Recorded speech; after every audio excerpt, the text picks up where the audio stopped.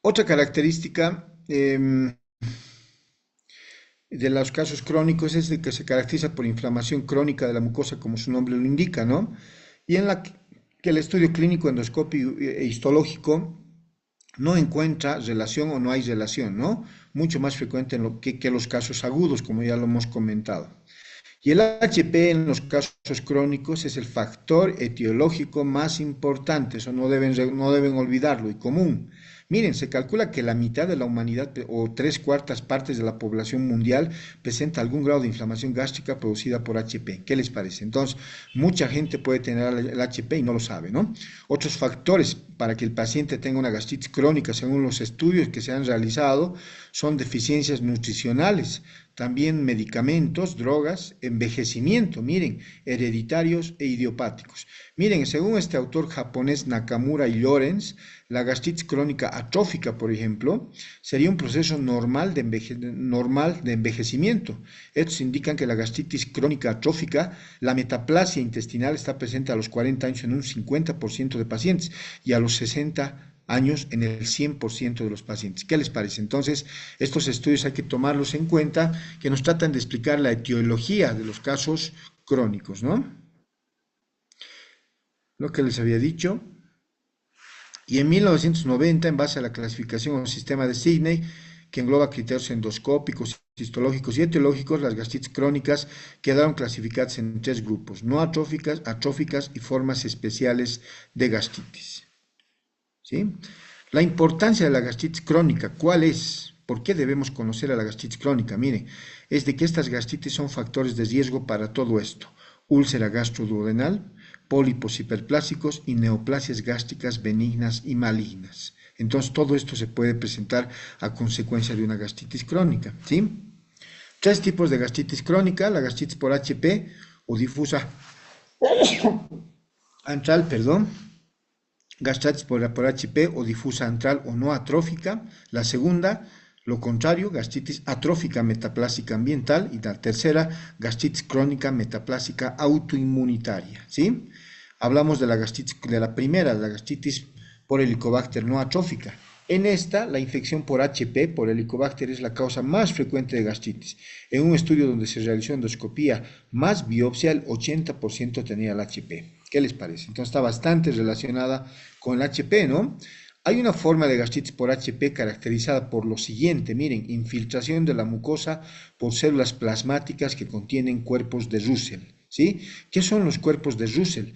Inclusiones homogéneas de aspecto redondeado, eosinofílicas, producidas por acumulación de inmunoglobulinas en el retículo endoplásmico rugoso de las células plasmáticas. Esta está asociada al HP, puede confundirse eventualmente con neoplasias malignas. Entonces, ese es el hecho relevante de conocer este tipo de gastritis, ¿sí? Causada por infiltración de la mucosa por células plasmáticas, ¿no? Otro tipo de gastritis es la gastritis nodular, que es reversible después de erradicar al HP. Hablamos de la gastritis nodular, gastropatía nodular, puede estar asociada con otras patologías más raras como enfermedad de Crohn, sifilítica, linfocítica, a la cual llamamos varioliforme, gastritis colágena, y se puede presentar gastritis en una patología que se llama amiloidosis. ¿Sí? Hablamos de la segunda, la gastritis crónica atrófica, ¿sí? Miren, esta es muy importante de conocerla. ¿Por qué será tan importante de conocerla en relación a la anterior, a la no atrófica? Miren, en esta gastritis crónica atrófica hay adelgazamiento y metaplasia en la mucosa. Y miren, la importancia de la atrofia gástrica es doble. En primer lugar, hay pérdida de células especializadas en las glándulas gástricas. Es decir, si este paciente pierde células especializadas, que pueden ser células parietales en las glándulas gástricas, este paciente podrá ser hipoclorhídrico o aclorhídrico, es decir, dejará de producir la cantidad suficiente de ácido clorhídrico. Sí, esa es la relevancia de conocer esta atrófica. Miren, entonces pierde células parietales y esto va a causar descenso o ausencia de factor intrínseco y ácido gástrico. Entonces el paciente se vuelve hipoclorhídrico, no produce adecuada cantidad de ácido, ¿sí? Clorhídrico, o aclorhídrico, no lo produce. Entonces, ¿qué va a tener? Mala absorción de vitaminas B12 y proliferación bacteriana, y además tendencia a tener infecciones intestinales, ¿no? La segunda, ¿sí? ¿Cuál es la segunda importancia de la atrofia gástrica. Tiene un riesgo alto de presentar displasia, metaplasia y cáncer gástrico. Entonces, entre la gastritis crónica no atrófica y la atrófica, ¿cuál es la más importante de conocer y cuál es la más relevante que deben tener ustedes? Cuidado, la segunda, la crónica atrófica, porque esta predispone a cáncer gástrico, ¿no? Para valorar esto se usa la escala Olga, ¿sí? Del riesgo de cáncer en la atrofia gástrica basado en el grado de atrofia gástrica. Está basado en la premisa que el riesgo de cáncer gástrico está relacionado con el grado de atrofia gástrica, ¿no? A mayor grado de atrofia gástrica, mayor probabilidad de que el paciente eventualmente desarrolle una neoplasia de estómago, un cáncer gástrico, ¿no? Hay dos tipos de atrofia gástrica, ¿cuáles son? La metaplásica ambiental, el que se abrevia EMAG, ¿sí? Denominado también multifocal, y la gastritis crónica metaplásica autoinmunitaria, denominada también gastritis crónica corporal difusa. Cada una tiene obviamente sus características propias, clínicas, analíticas, endoscópicas e histológicas, ¿no? El EMAG, lo que estamos hablando, ¿sí? La gastritis crónica metaplásica ambiental, está causada habitualmente por infección por HP, ¿sí? La segunda, miren, la AMAG, la gastritis crónica metaplásica autoinmunitaria, ¿sí? Habitualmente está causada por infiltración de linfocitos T y B y células plasmáticas autorreactivas contra distintos antígenos de célula parietal, ¿no? Hablando de algunas características. Esto lo vamos a repetir más adelante, no hay problema, ¿sí? Ya hemos hablado del cuadrito al principio. Esta es la clasificación de Sidney basada en hallazgos endoscópicos, histológicos, etiológicos, topográficos y grado de daño. Ya lo hemos comentado. Esta otra también. Y vámonos a hablar de las características propias nuevamente para que entiendan bien. Miren, hablamos de la gastritis crónica no atrófica. No atrófica, estamos de acuerdo. Se caracteriza por qué? Infiltrado leucocitario limitado a la superficie de la mucosa. Miren su segunda característica. No existe pérdida de glándulas gástricas. Si no hay pérdida de glándulas gástricas, esta predispondrá a acloridia o hipocloridria. De ninguna manera, ¿no? No va a ocurrir eso. Puede localizarse tanto en el cuerpo como en el antro gástrico, y el infiltrado leucocitario que compromete en forma difusa la mucosa del antro es la forma que acompaña a la úlcera duodenal. En esta va a existir predominio de linfocitos, además de macrófagos, plasmocitos y polimorfonucleares. Pueden ser tanto eosinófilos como neutrófilos. Esas son las características anatomopatológicas, histopatológicas que va a tener esta no atrófica cuando seguramente le hagamos al paciente biopsia, ¿no? Y miren, la presencia de gran cantidad de neutrófilos en la mucosa indica bastante reacción inflamatoria llamada gastritis activa. Entonces yo les pregunto en el examen, ¿qué es gastritis aguda? La presencia de gran cantidad de neutrófilos en la mucosa que indican reacción inflamatoria severa, ¿no es cierto? Eso es gastritis activa. Y esta gastritis activa está relacionada con la presencia del HP, ¿no? En la gastritis crónica no atrófica, miren, hay gran daño del citoplasma, pérdida del mucus intracelular. El HP se reconoce como la principal causa, hemos dicho, ¿no? ¿Dónde se localiza esta gastritis crónica no atrófica principalmente? Se localiza más en el antro y es menor en el cuerpo. ¿Qué les parece? Principalmente en el antro gástrico, entonces, ¿no? Está relacionada este tipo de gastritis no atrófica con la úlcera duodenal. Muy importante, otro detalle a tomarlo en cuenta. Y esta gastritis crónica antral no atrófica recibe el nombre de gastritis crónica superficial. ¿Qué les parece? Entonces, si yo les pregunto en su examen qué es la gastritis crónica superficial, ¿qué me van a responder? Es la gastritis crónica localizada en el antro, ¿no? ¿Estamos de acuerdo? Esa es la respuesta, ¿sí? Miren, esta gastritis crónica superficial, desde el punto de vista anatomopatológico, puede ser de tres variedades. Miren, gastritis crónica superficial erosiva activa, erosiva focal y gastritis crónica superficial erosiva activa con reacción folicular linfoide, de acuerdo a la característica histopatológica que vamos a encontrar en cada caso en particular. De estas tres que estamos comentando, la primera y la tercera están relacionadas con el HP, miren, en el 98 a 100% de los casos. La 2 es negativa HP en el 98% de los casos. Y miren, esta gastritis crónica superficial, desde el punto de vista endoscópico, Se clasifica de acuerdo a los cambios morfológicos en todo esto. Miren, puede haber gastritis crónica superficial antral. ¿Por qué se caracteriza? Por una decoloración abigarrada típica y que es la más frecuente. Es decir, a nivel del antro vamos a encontrar una decoloración de la mucosa. ¿Estamos de acuerdo? Que nos permite diagnosticar esta variedad. Otra, podemos tener una gastritis crónica enantematosa, ya sea difusa, localizada o lineal. ¿Qué quiere decir enantematosa? Con bastante edema de la mucosa, ¿no? ¿Sí? Otra, podemos tener una gastritis nodular asociada en un 100% HP. Esta nodular, como su nombre indica, se caracteriza por la presencia de soluciones protrusiones, de elevaciones en la mucosa del estómago, como vamos a ver más adelante, ¿sí? Perdón, cachito, conectaré mi batería. Está por morir.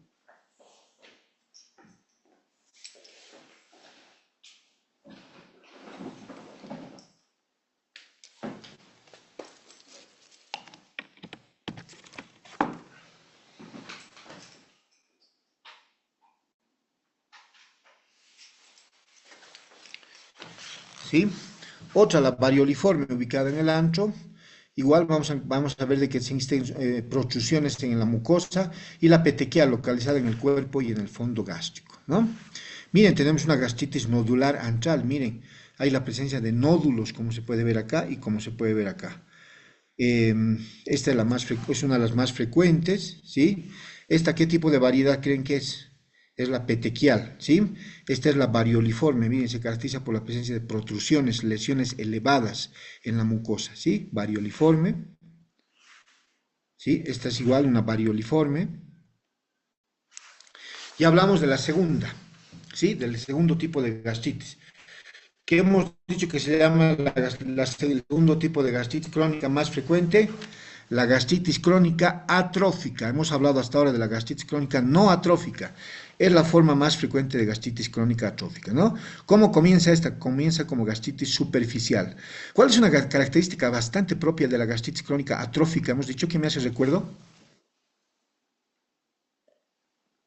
¿Por qué el paciente va a ser hipoclorídrico o aclorídrico? Hay pérdida de glándulas gástricas que conducen a la disminución de secreción de ácido y pepsina, lo que permite la colonización bacteriana, ¿no? Esa es la característica. ¿Y por qué se llama multifocal? Porque se produce adelgazamiento de la mucosa en parches, de ahí se llama multifocal. El tejido es vulnerable a las secreciones ácido-pépticas, es decir, es muy sensible el tejido en este tipo de gastritis, lo que conduce a la formación de ulceraciones y erosiones pépticas que se localizan principalmente cerca de la incisura angular. ¿Dónde está localizada en el estómago la incisura angular? En el límite entre el cuerpo y el ancho pilórico. Esta es la incisura angular, a este nivel, lo que les estoy mostrando. En el límite entre el cuerpo y el ancho pilórico, ¿no? El epitelio gástrico puede sufrir metaplasia, es decir, les vuelvo a repetir, les he dicho cuál es el tipo de gastritis más importante que deben recordar siempre, la atrófica. ¿Sí? En los casos crónicos. ¿Por qué? Porque en los casos atróficos esa mucosa puede sufrir metaplasia, cambio de un epitelio normal o patológico después de 10 a 20 años y luego cambio a displasia, que es precursor de cáncer de estómago, lo que en ningún momento hemos comentado en la forma no atrófica, ¿no? El factor etiológico igual HP, otros son mucho consumo de sal. El consumo de sal, muchachos, es una muy mala costumbre, deberíamos comer menor sal todos, ¿sí? También otro factor etiológico, el reflujo biliar, el alcohol, el tabaco y otros. Es importante conocer esta gastritis. ¿Por qué hemos dicho? Porque se constituye en el sustrato anatómico de la úlcera duodenal gástrica. Adenocarcinoma gástrico predispone a cáncer de estómago y además linfoma tipo MALT. Es decir, el linfoma tipo MALT es un tumor gástrico asociado a la presencia de gran cantidad de linfocitos en el epitelio del estómago, ¿no? Miren, acá está la gastritis crónica atrófica, que ha evolucionado a metaplasia, es un factor de riesgo para cáncer de estómago, lo que les había dicho, ¿no? Puede clasificarse en A, B, C. A afecta al cuerpo y fondo del estómago sin involucrar el antro, por lo general asociada a anemia perniciosa y aparición de anticuerpos contra células parietales. La B es la forma más frecuente, afecta al antro en pacientes jóvenes y a toda la mucosa del estómago en personas mayores. Y el tipo C es el indeterminado, ¿no? Esta atrófica, esta gastritis crónica atrófica, miren, a la endoscopía, ¿cómo se ve? Se ve desde un simple adelgazamiento o preatrofia hasta tal magnitud que la red vascular se hace visible por desaparición de los pliegues. Entonces, ¿por qué se caracteriza la atrofia gástrica? El paciente tiene desaparición de los pliegues gástricos en el cuerpo y además se hace visible la red vascular del estómago, ¿no? Es frecuente ver metaplasia, ya lo hemos comentado, que se observa como copos de mucosa blanquecina de distinto tamaño e irregulares, sobre todo en antro y cuerpo, se ve más en la gastritis crónica atrófica. El diagnóstico es clínico, endoscópico e histológico, seguramente, ¿no? Vamos a hacer una endoscopía, vamos a hacer una histología y clínicamente vamos a sospechar este tipo de gastritis, ¿no? Presentación clínica, miren, es inespecífica. Los pacientes con lesiones leves pueden tener muchos síntomas y lo contrario, pacientes con lesiones leves pueden tener pocos síntomas. ¿Qué síntomas va a tener el paciente? Náuseas, vómitos, dolor epigástrico, sí, tipo urente, tiene meteorismo, acidez, mucha pirosis, ardor retroesternal, halitosis, puede tener episodios de diarrea, pérdida de peso. Todos los síntomas disminuyen al erradicar al HP, eso está claro, ¿no? Y sabemos ahora que la virulencia o de la bacteria y el daño mucoso se debe o está en relación con la presencia de la citotoxina asociada al gen A, o sea, GA, y citotoxina vacuolizante BAC-A producida por el HP, ¿no? Diagnóstico, ¿cómo vamos a hacer el diagnóstico de los distintos tipos de gastritis, en especial de la gastritis crónica, ¿no? Las manifestaciones clínicas y antecedentes muy importante, hallazgos endoscópicos, mucosa hemorrágica, friable, exudados, erosiones, signos de atrofia, pérdida de pliegues, como ya hemos comentado, ¿no?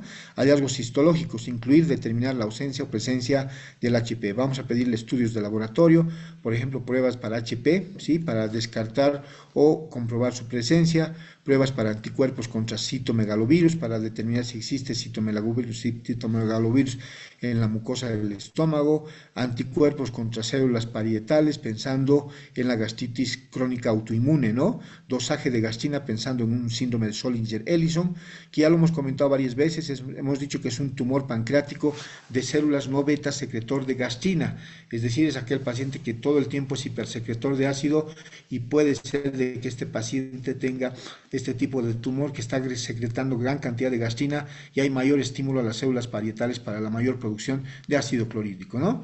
Pruebas para diagnóstico etiológico como biopsia, cultivo y antibiograma podemos hacerle y siempre tener alternativas de diagnóstico diferencial.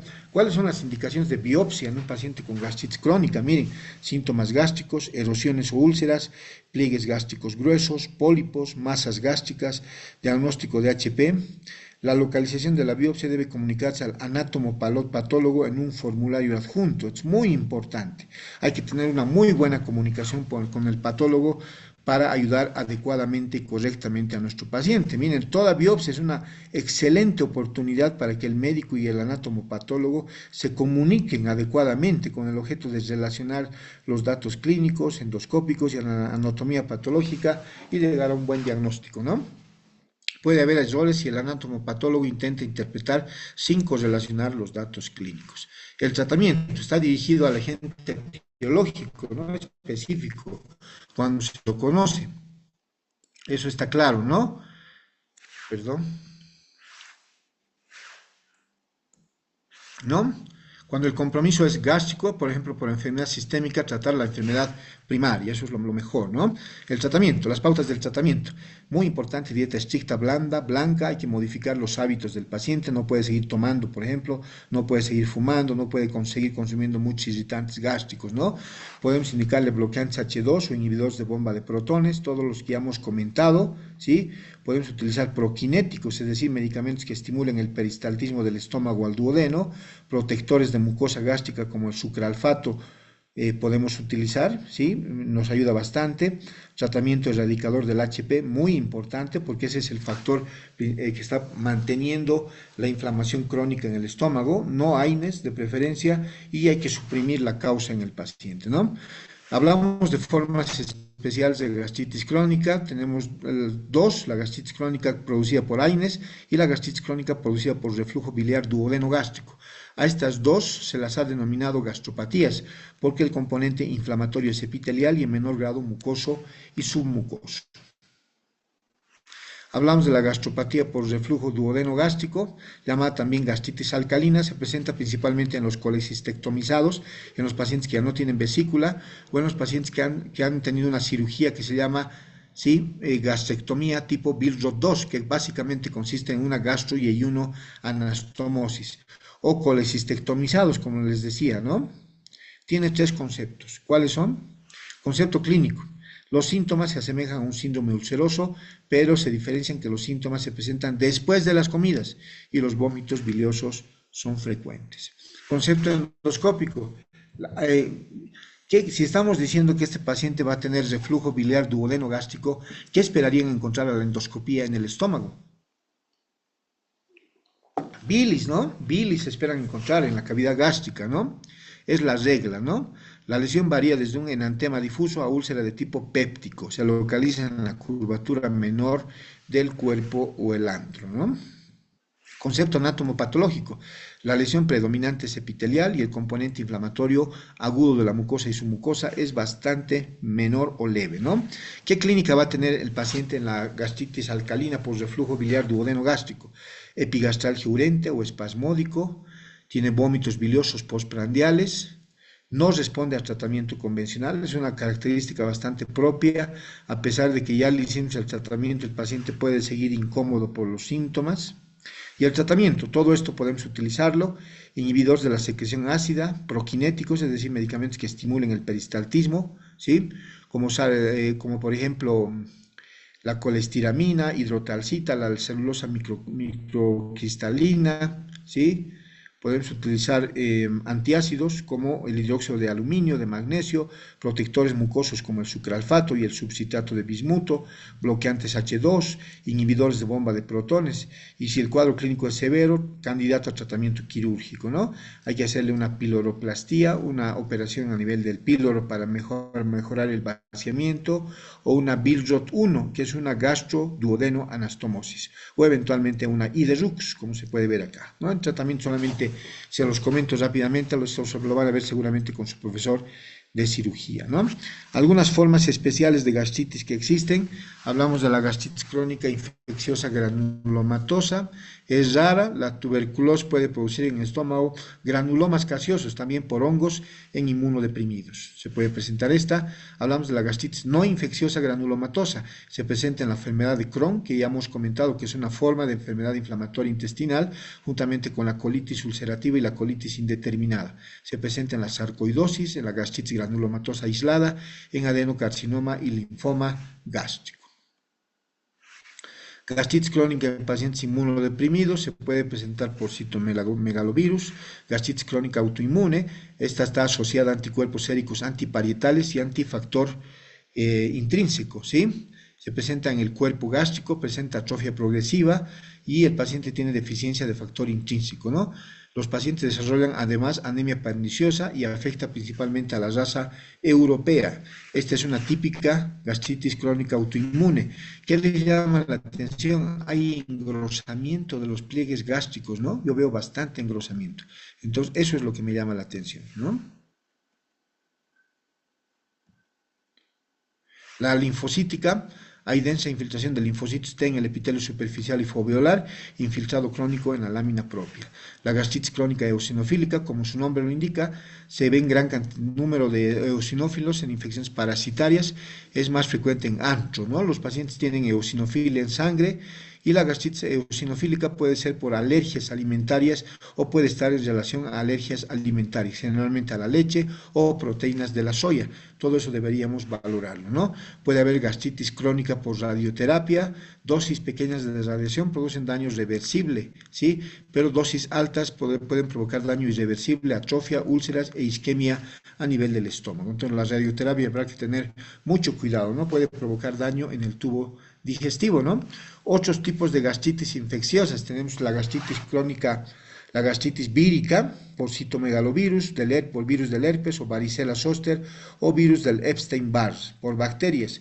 como el Mycobacterium tuberculosis, por Mycobacterium avium, por Actinomycosis israelí, por Treponema pallidum, por Helicobacter helmani, por hongos, por Candida albicans, histoplasmosis, mucormicosis, aspergilosis y criptococosis, parásitos en la criptosporidiasis, estrongiloidiasis, anisakiasis, ascaridiosis, necatoriasis y capilariosis, en todo eso puede haber, ¿sí? Entonces, muchachos, miren, hay una variedad de gastritis que puede haber. Lo importante va a ser, ¿sí? Que ustedes hagan un adecuado diagnóstico por la clínica, por los antecedentes, por los estudios complementarios que le van a pedir seguramente a su paciente, una endoscopía con biopsia, y ahí van a determinar qué tipo de gastritis se están tratando. Lo que les decía, las más frecuentes que van a ver son las crónicas, será una no atrófica, será una atrófica, ya hemos hablado de las características endoscópicas y las clasificaciones que tiene cada una de ellas, hemos hablado de los cuadros agudos, por qué se caracterizan, factores exógenos, factores endógenos, hemos hablado de las gastritis erosivas, no erosivas, hemos hablado qué es gastropatía, hemos hablado de la clínica, qué estudios le van a solicitar. No sé si tienen alguna pregunta hasta acá de gastritis. No, doctor. ¿Alguna pregunta, muchachos? No, doctor. Listo, muchachos. Entonces, les agradezco por su tiempo y nos vemos con ustedes el día viernes. Tenemos la siguiente clase, ¿no? Sí, doctor. Aparte también tenemos examen ese día. Sí, vamos a pasar clases y a continuación el examen, yo creo. Ya, doctor. Nos Es ponemos con de la... acuerdo, ¿listo? Ya, está bien, doctor. Listo. Muchas gracias por su tiempo.